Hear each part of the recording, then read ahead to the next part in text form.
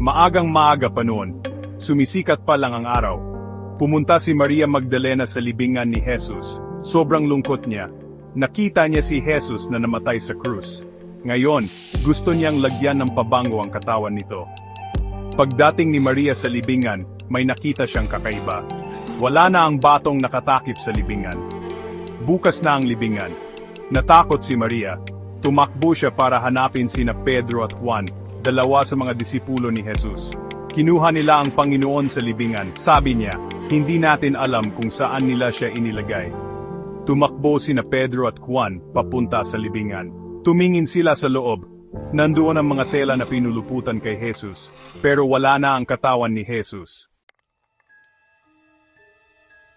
Napakalaki ng batong naigulong mula sa libingan ni Jesus. Maraming malalakas na lalaki ang kakailanganin para maigalaw ito. Pero isang anghel ng Panginoon ang bumaba mula sa langit at inigulong ang bato. Ang bato ay sumisimbolo sa bigat ng kasalanan at kamatayan.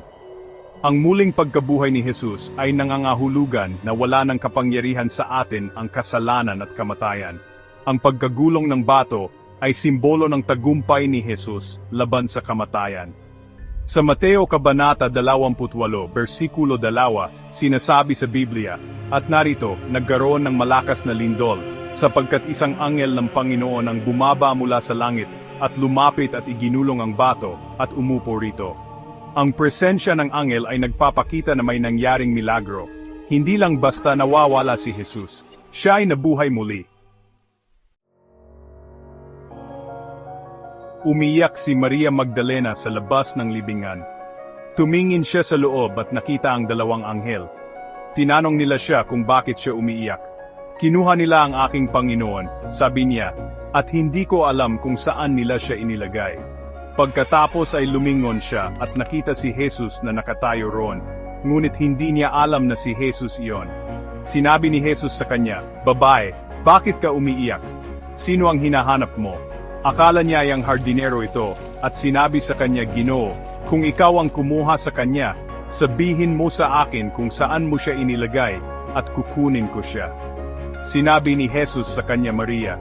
Lumingon siya at sinabi sa kanya sa wikang Aramaic, "Rabboni." Sinabi ni Jesus sa kanya, "Huwag mo akong hawakan, sapagkat hindi pa ako nakakaakyat sa Ama. Ngunit pumunta ka sa aking mga kapatid at sabihin mo sa kanila, ako'y aakyat sa aking Ama at inyong Ama, sa aking Diyos at inyong Diyos." Pumunta si Maria Magdalena at ibinalita sa mga disipulo, "Nakita ko ang Panginoon," at sinabi niya ang mga bagay na ito sa kanya. Kalaunan, nagpakita si Jesus sa kanyang mga disipulo sa isang nakakandadong silid. Ipinakita niya sa kanila ang mga sugat sa kanyang mga kamay at paa. Kumain siya kasama nila. Nakipag-usap siya sa kanila. Buhay na siya. Tuwang-tuwa ang mga disipulo. Labis silang nalungkot noong namatay si Jesus. Pero ngayon ay buhay na ulit siya. Ang muling pagkabuhay ni Jesus ang pinakamahalagang pangyayari sa kasaysayan. Nangangahulugan ito na ang kamatayan ay hindi ang katapusan. Dahil nabuhay si Jesus mula sa mga patay, maari tayong magkaroon ng pag-asa na mabubuhay din tayong muli. Sa Juan Kabanata 11, versikulo 25 hanggang 26, sinabi ni Jesus, "Ako ang pagkabuhay at ang buhay.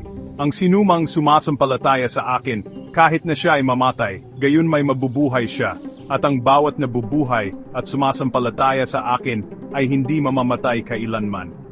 Naniniwala ka ba rito? Ang muling pagkabuhay ni Jesus ay isang pangako sa lahat ng naniniwala sa Kanya. Magkakaroon tayo ng buhay na walang hanggan.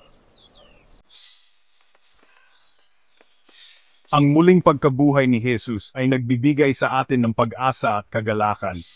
Maari tayong maging masaya kahit na mahirap ang mga bagay-bagay dahil alam natin na buhay si Jesus at kasama natin siya. Sinasabi sa Roma Kabanata 15, versikulo 13, "Ang Diyos ng pag-asa ay puspusin kayo ng buong kagalakan at kapayapaan sa pananampalataya, upang kayo'y sumagana sa pag-asa sa pamamagitan ng kapangyarihan ng Espiritu Santo." Dahil kay Jesus, may pag-asa tayo para sa hinaharap. Maari nating harapin ang bawat araw ng may kumpiyansa, dahil alam nating tayo ay minamahal at pinatawad. Ang kanyang muling pagkabuhay ay isang paalala na ang pag-ibig ay mas malakas kaysa sa kamatayan, at ang kabutihan ay nagtatagumpay laban sa kasamaan. Binago ng muling pagbuhay ni Jesus ang lahat.